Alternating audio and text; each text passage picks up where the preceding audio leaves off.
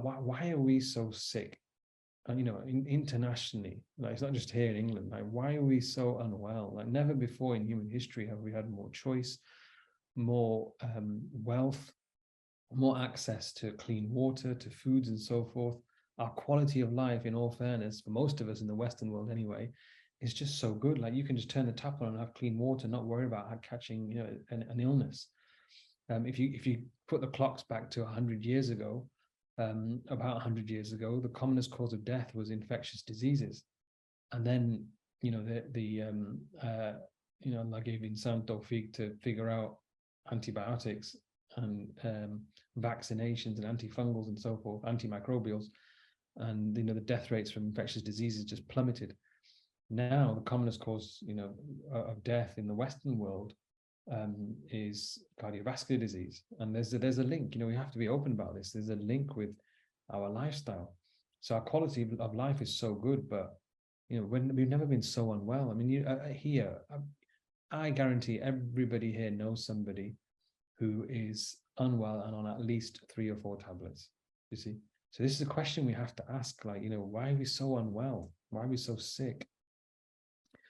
Now, this is Dr. Campbell Murdoch's analogy, and someone I've been influenced by. He's a wonderful doctor.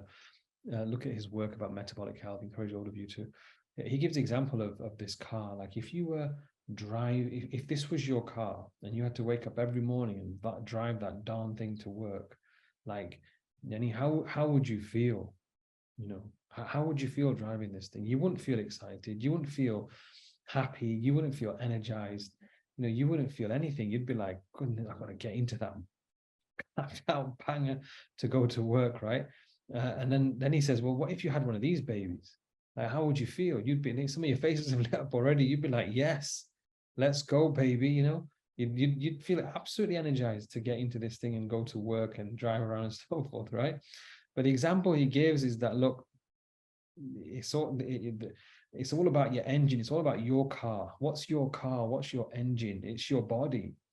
And like, you've got to look after it. You've got to see to it. You have to maintain it. It's an exact science. If you align with this science of health, you'll have energy, vitality, you'll be in your element. And if you don't align with the science of health, you'll be ill, you'll have disease, you'll be sick. So your engine is your body, and you have to see to it. There's no other way.